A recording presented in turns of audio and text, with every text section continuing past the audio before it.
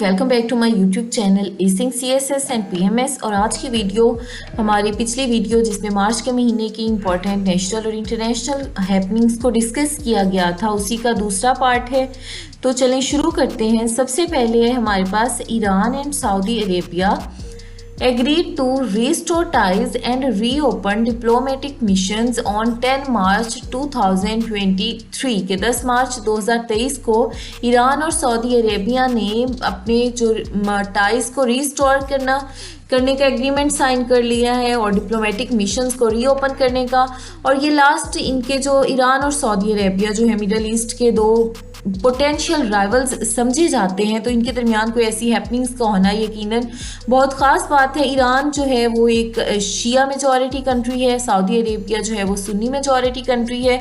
और ये शिया सुन्नी इख्तिलाफात जो है वो इनमें ख़ास तौर पर 1979 से हो रहे हैं, लेकिन इनमें जो 2016 को सऊदी अरेबिया ने मुकम्मल कट कर दी थी टाइज अपनी डिप्लोमेटिक मिशंस को सऊदी अरेबिया के साथ। अब 2016 में ऐसा क्या हुआ था?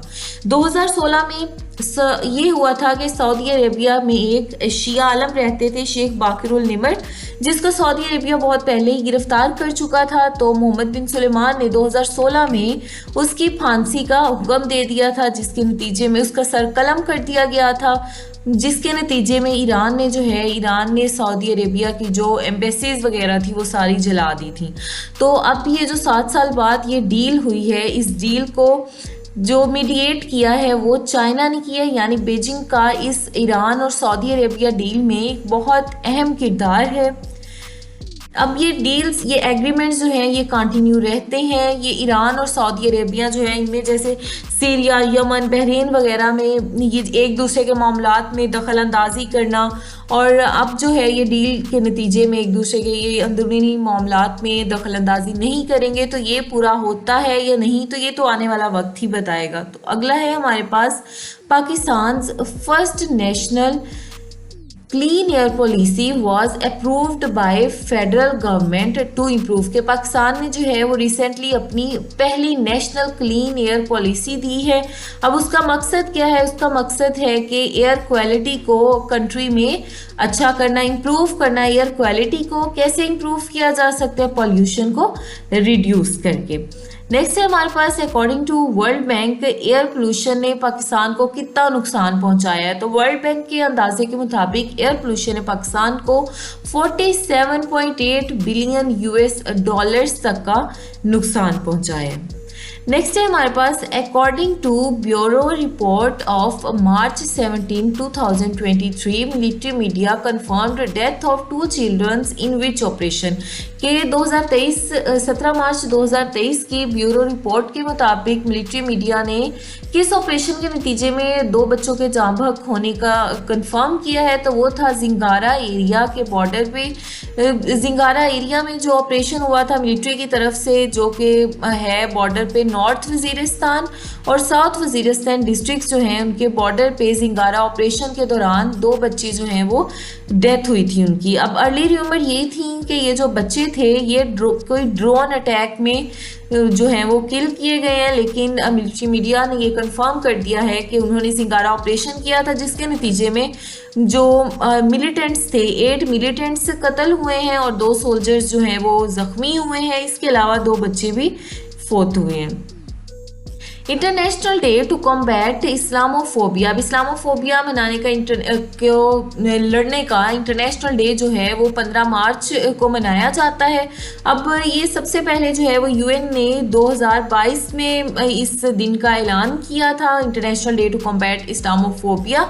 यूएन ने सबसे पहला जो सेलिब्रेट किया है वो किया है 2023 में रिसेंटली। और 15 मार्च अब डेट ही क्यों, कि कोई और दिन भी हो सकता था कि जिसमें हम international day to combat Islamophobia मना सकें, लेकिन यूएन ने 15 मार्च को ही इस्लामोफोबिया कॉम्बैट डे क्यों कहा है? तो ये इस वजह से क्योंकि ये एनिवर्सरी है Christchurch mosque shootings in which 51 people were killed. के क्रिस्ट चर्च मस्जिद तो थी, उसमें शूटिंग के नतीजे में 51 मुसलमान जो थे वो शहीद हुए थे 15 मार्च को। तो जिसकी याद के तौर पर कह लें कि ये 15 मार्च को इस्लामोफोबिया कॉम्बैट करने का दिन मनाया जाता है। Ishaq Dar on March 16 announced that State Bank of Pakistan would soon receive 500 million US dollars from के इसहाक डार ने 16 मार्च को अनाउंस किया है कि वो सून जल्द ही वो 500 मिलियन डॉलर्स जो हैं वो किन से रिसीव करेंगे, तो वो रिसीव करेंगे industrial credit bank of China से। अब ये जो बेल आउट कह लेंगे, ये जो रिसीव करेंगे अमाउंट 500 मिलियन US डॉलर्स, तो ये पाकिस्तान के स्टेट बैंक के रिजर्व को 4.8 बिलियन US डॉलर्स तक इंक्रीज कर देगा। नेक्स्ट है हमारे पास अब जो 2023 के शुरू से ये समझा जा रहा था कि शायद पाकिस्तान अब 2023 में आके पोलियो फ्री हो चुका है, लेकिन ऐसा नहीं है क्योंकि पहला पोलियो का केस 2023 में वो रिसेंटली रिपोर्ट हो चुका है। वो हुआ है बन्नू डिस्ट्रिक्ट ऑफ KPK में और 3 साल के बच्चे में। International criminal court on 17 March announced arrest warrant for. अब इंटरनेशनल क्रिमिनल कोर्ट जो है ICC जो है उसने 17 मार्च को किसके अरेस्ट वारंट जारी किए हैं, तो उसने प्रेसिडेंट प्यूटिन यानी रशियन प्रेसिडेंट प्यूटिन के अरेस्ट वारंट्स जो हैं वो जारी किया। अब इसके क्या असरात होंगे और क्यों, सबसे पहला सवाल ये है कि उसने क्यों अरेस्ट वारंट जो है वो ICC ने प्रेसिडेंट प्यूटिन के जारी किए हैं, तो वो इस वजह से for war crime of unlawfully reporting Ukrainian children के अनलॉफुली यूक्रेनियन बच्चों को डिपोर्ट करने के जुर्म में उन्होंने इनके अरेस्ट वारंट जो हैं वो जारी किए हैं। लेकिन क्या इसका रशिया पे या प्यूटिन पे कोई असर होगा, तो रशिया ने तो सबसे पहले ये जो ऑर्डर है ICC का उसे ही वॉइड करार दे दिए कि ये बस ऐसे ही है। और अब क्योंकि जो रशिया जो है वो इस बात को मानेगा नहीं, अरेस्ट वारंट तो है वो प्यूटिन नहीं अरेस्ट कर सकती, क्योंकि इसकी एक और वजह ये है कि रशिया जो है वो ICC का मेंबर ही नहीं है। तो ये प्रेसिडेंट प्यूटिन का अरेस्ट वारंट, तो इसका रशिया और प्यूटिन पे कुछ खास फ़र्क या यूक्रेनियन वार पे कुछ खास फ़र्क जो है वो पड़ने के इम्कानात बहुत ही कम है।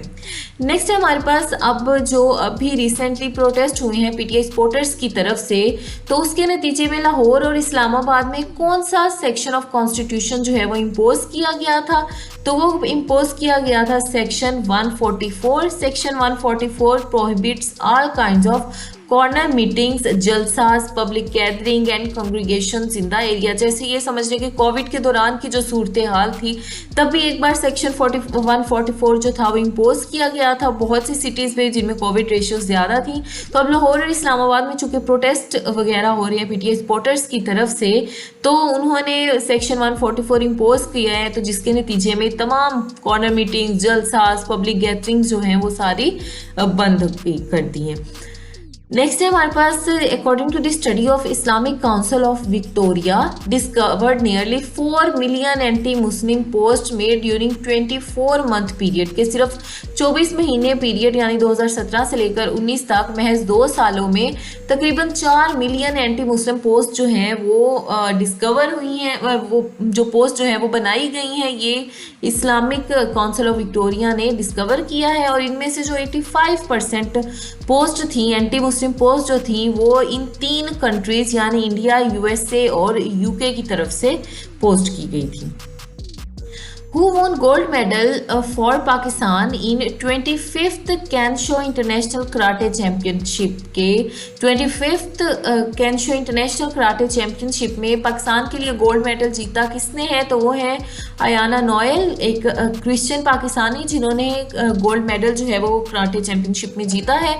और ये जो 25th Kensho international karate championship थी ये श्रीलंका में इसका इनकाद हुआ था। कौन जो है who became national badminton champion for 7th consecutive year के 7th मुसलसल साल में नेशनल बैडमिंटन चैम्पियन रहने वाली लड़की का नाम है महानूर शहजाद। ये सातवें लगातार साल जो है वो नेशनल बैडमिंटन चैम्पियन रह चुकी हैं।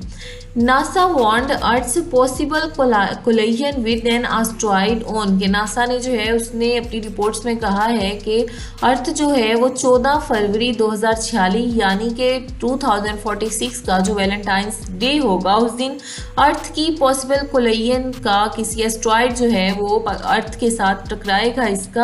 इसकी नेक्स्ट हमारे पास who made history by becoming first Pakistani to chair Asia Pacific board of global alliance of impact lawyer lawyers, तो इसे चेयर करने वाली पहली पाकिस्तानी जो है वो है डॉक्टर अमारा फारूक। नेक्स्ट है हमारे पास international day for disarmament and non proliferation awareness. तो international day for disarmament and non proliferation awareness जो है वो 5 मार्च को मनाया जाता है और सबसे पहला जो था ये 2023 में मनाया गया है। अब ये क्यों इंटरनेशनल डे है, वो इसलिए है कि इसमें न्यूक्लियर, केमिकल, बायोलॉजिकल और जो अनप्रिडिक्टेबल, ऑटोनोमस और इनडिस्क्रिमिनेट वेपन सिस्टम है उसको दुनिया से ख़त्म किया जा सके। ये इसलिए जो है वो, और लोगों को जो है नॉन प्रोलिफरेशन की अवेयरनेस, डिसआर्मामेंट के बारे में आगाही दी जाए। नेक्स्ट है हमारे पास in which city of Japan only 1 child born within 25 years. मतलब 25 साल में ऐसा कौन सा जापान का शहर है जिसमें सिर्फ और सिर्फ एक ही बच्चा पैदा हुआ है, वो है जी सैगियो। और अगर देखा जाए तो ये जो है वो सीरियस पॉपुलेशन क्राइसिस की तरफ लेके जा रहा है जापान को, कि कोई ऐसा शहर भी है जिसमें 25 साल में सिर्फ और सिर्फ एक बच्चा पैदा हुआ है। तो ये था हमारा मार्च के नेशनल और इंटरनेशनल करंट अफेयर्स का दूसरा पार्ट। तो नेक्स्ट इंशाल्लाह ताला जैसे ही मार्च का महीना एंड होता है तो इसकी 3rd वीडियो भी आ जाएगी। तब तक के लिए अल्लाह हाफिज़।